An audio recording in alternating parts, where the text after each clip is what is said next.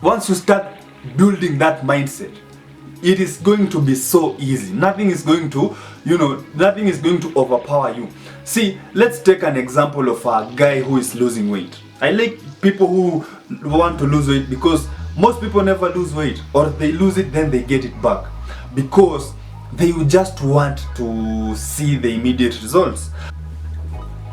Yo, what's up my inspired alphas? Welcome back to another video. Today, I'm telling you, inspired alphas don't need motivation. And guys, there are a lot of videos going around in the internet, trying to tell you how to ramp up your motivation to get you to do your things. But in reality, there are 4 things that we need to talk about for you to get into that zone where you actually don't need motivation. If you're new to the channel, welcome, feel at home, make sure you like, make sure you subscribe. It's a win-win for both of us. Anyway, let's jump into it. Number one, motivation is important. I am not saying that just because I think that you don't need motivation to operate, that it's not important. It is very important because it gets you to do things. But the reality is that it is finite. It is not infinite. You wake up in the morning feeling like the day is going to be everything that you want it to become. And then, right in the middle of the day, something happens that affects you negatively and all your motivation is gone. All of it is gone. What kind of a life would that be if that is what you actually needed to accomplish your goals? Something that is actually affected by external environments or external stimuli. Because motivation is just that feeling that you feel when everything is going good. You feel like you can do everything, but that does not last. I'm telling you, my guys, if you feel like you need motivation to actually do your things, you would be doing your things 2 times a week. The whole of the rest of the days you're just in bed depressed because you have no motivation to go on to do things. Now, the reason why I'm telling you you don't need motivation is because the things that you need to do are hard. They are very hard. And not everyone is able to do this. That is why there is a big divide between the guys who are actually succeeding and the guys who are failing. It is because these guys have found a way to actually get things done without relying on motivation, without relying on, the feeling, because motivation is just a feeling in your body. You feel your body is ready to do things. But as I've said before, if you listen to your body, you are headed to you are doomed. I'm telling you, you are doomed. If you listen to your body, you are doomed. Number two, let's talk about willpower. You see, motivation and willpower go hand in hand. Now, of course, these things are there naturally, and yeah, they help us get things done. But my main worry is that these things are temporary.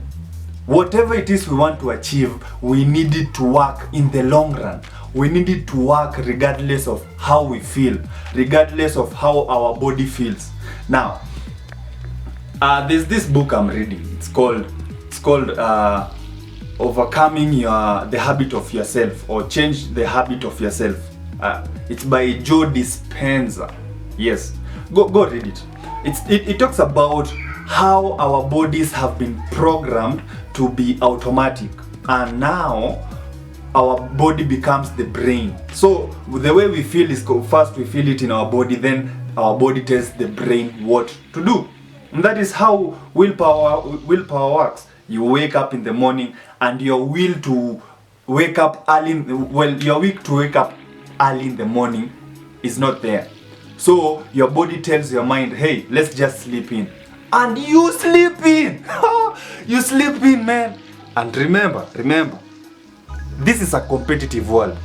The people who deal with their emotions, the people who actually get things done regardless of how they feel, these are the guys that you are competing with. And you're just there sleeping, thinking, I don't have the motivation or the willpower, let me just sleep. And you expect to succeed or reach the level these guys are living. Because I'm telling you, right now, I don't need motivation to get my things done. I know what I'm supposed to do. I have a duty to myself, to my future self, to actually accomplish what I've started. And if I continue just relying on willpower and thinking, oh, I don't feel like it, let me just wait tomorrow, maybe I'll feel better. Do you really think I'll get things done? Do you really think I'll get this video, I'll get this video online? Or I'm telling you, the moment you rely on willpower and motivation, you are doomed. Number three, this is where the juicy part is, because this actually gets you to do the work without relying on all this motivation and willpower. You see, the main thing is you need to envision your future. You need to sit down, think about your future self. Think about this guy, how he is, how he walks, how he behaves, how he talks, how he, carries himself. Everything that this guy does, think about it, envision it, embody it, be it. So now you are living your future in the present. Now, this does not mean you are worrying about the future. It is just acting in accordance with the way you are supposed to be. And this sets you in a trajectory where you will become the best version of yourself. And you don't need motivation to do this. When you feel like everything is crumbling, think about your future self. How would he deal with a situation like this? Once you start building that mindset, it is going to be so easy. Nothing is going to overpower you. See, let's take an example of a guy who is losing weight. I like people who want to lose weight because most people never lose weight, or they lose it then they get it back because they just want to see the immediate results. But if you look at your future self, ask yourself, how does this guy live? How does this guy live? And live like that. Then you are going to automatically find yourself being more healthier, being fitter, without even needing a lot of motivation. You'll find yourself in the gym. You'll find yourself eating right because you have aligned yourself with your future self.